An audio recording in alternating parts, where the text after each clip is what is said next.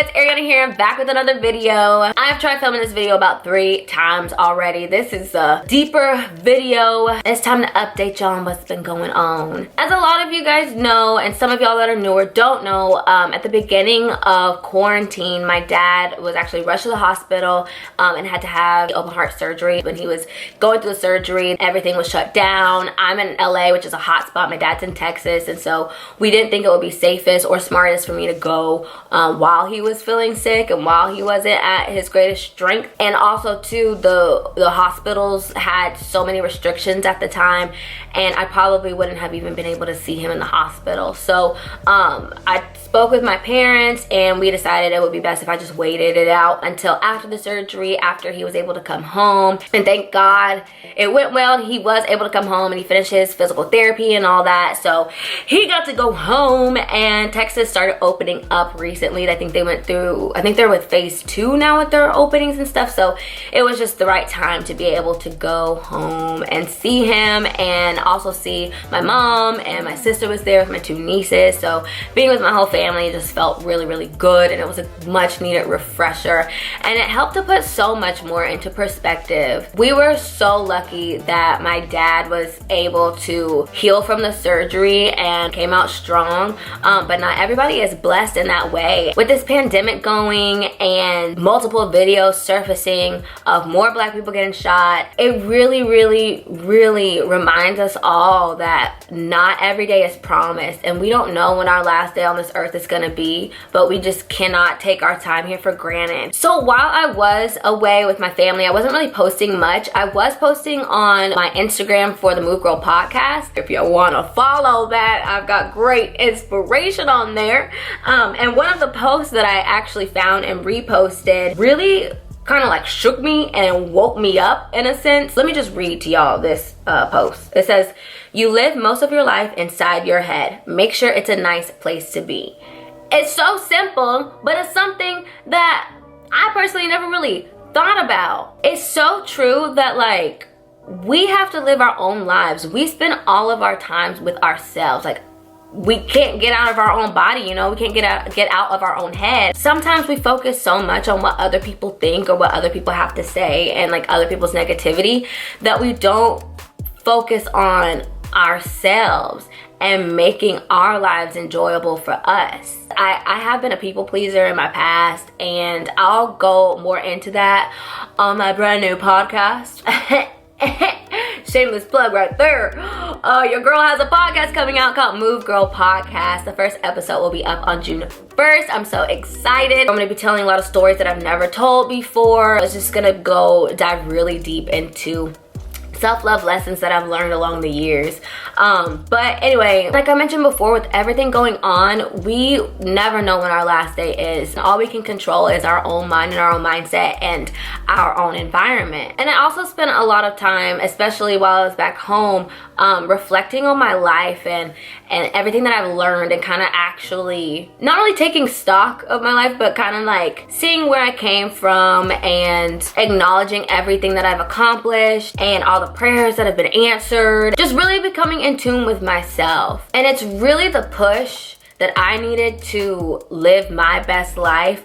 And to do that, first I had to figure out what is my best life. That's figuring out everything that makes me happy, everything that brings me joy, everything that gives me chills or things that I get excited about. And that also means finding out what doesn't make me happy and figuring out how to eliminate like negativity and things like that. And recently, there was an incident where a lot of negativity was kind of sent my way. You know, when you pray for something, or when you ask for something, or when you're manifesting something in your life, be ready for it to happen. But it may not happen in the way that you think it's going to. Being in this field that I'm in, not only just as an influencer, but as an actress and a host, and just being in front of the camera, you know, it's something that I've always wanted to do. It's something that I've been doing since I was a kid, and with it comes a lot of people knowing things about you and about your life that you don't know. And I never thought it was that big of a deal because I knew that comes with the territory. You know, it's like exciting when people want to get to know me, and you know, it feels kind of cool. But there's another side of putting yourself out there that isn't as cool, where people, you know, they don't want to get to know you. They just want to judge you or make assumptions about you and your life. And that was a side that I hadn't been exposed to until recently. A few of you guys noticed already, and some of y'all even messaged me about it or commented about it, but I did take the video down of the Q&A with me and Bae, the Meet Bae Q&A. I didn't take the video down because we broke up. We're still together. We never broke up, but there was some things that we had to work through. Over the last couple of years, my channel has kind of turned into an online diary of my dating life. Of course, I have my other videos and stuff, but the videos that y'all paid the most attention to were about my crazy dating story times. I've shared so many crazy stories and so many date fails, like horror dates. And when things kind of happened with Bae, I was like really excited because it was finally night and day to what I've been used to with all my other dates and stuff. So I was just like super excited to share it, and probably a little too excited. I know a lot of y'all relate to those crazy videos. Like, y'all message me and tell me like that you've been through something similar or have had a horror date like that. And I just kind of was excited that something positive was happening, and I wanted to share it because I wanted to show, like, you know, y'all know what I've been through, and now this amazing thing is happening to me, so it can happen to you too. But one thing that I didn't do like I do with all of my other story times is I give it time and I wait.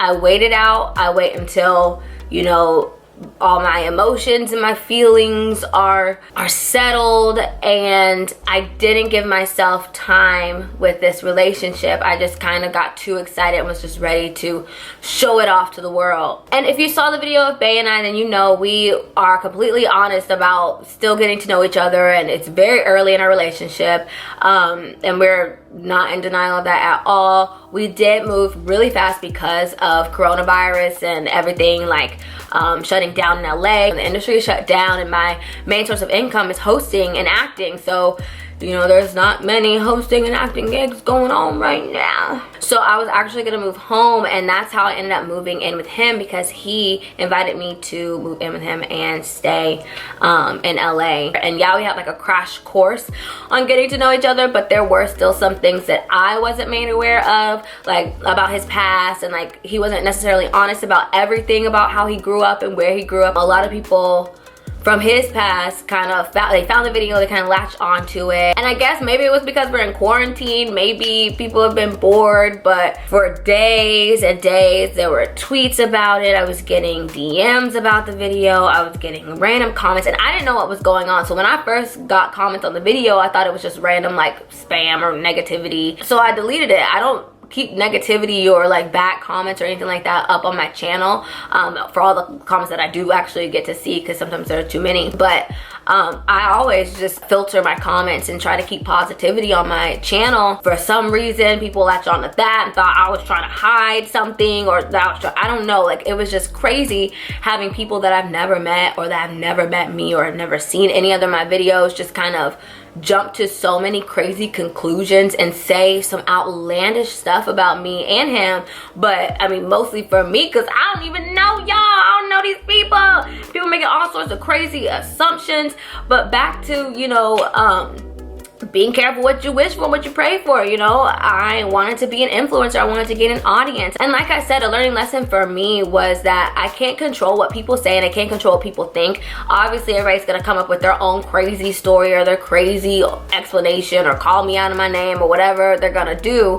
But I can only control how I react to the situation and how I contribute to the negativity, and I don't want to contribute to it at all, which is why I took the video down. And from the outside looking in, it's like, yeah, there was a bit of dishonesty there, but it's something that was a lot deeper. And I'm not gonna go into too much detail about that because it's not really my story to tell, and I don't really feel like it's my place to like talk about somebody else's trauma and, you know, their coping mechanisms or anything like that. You know, that's something we're working through privately. If you are going through something, find someone to talk to, because trauma and like PTSD and all sorts of things manifest into different ways for different people. So you may think you're just suppressing whatever happened, but it'll come out somehow. And it's just better if you can find somebody to talk to, whether it's a professional or, you know, just someone to vent to at least. That will help a lot, just alleviate some of that stress and anxiety that's on you, and like you'll be able to talk through what happened. I realized that like I really want to keep this platform focused on positivity and growth and self-love and learning lessons. I think going through all of that and putting that video out a little bit too early and seeing all the negativity for people just like rooting for somebody to fail and making fun of mental health and just being so ruthless made me realize that like I have to just take a step back and really evaluate the content that I put out. But all that to say, that whole update is just right now I finally have been making my own decisions, like for my own happiness. I'm finally living for myself, and you know, my relationship with God has gotten so much stronger. My relationship with Brandon has gotten so much stronger, and I just feel so much more fulfilled, and I'm ready to finally put out positive content. As you guys know, I mentioned a couple times in this video that I do have a podcast coming out. The Move Girl podcast is coming out on June 1st. I'll have a video up here on YouTube, and I'll also have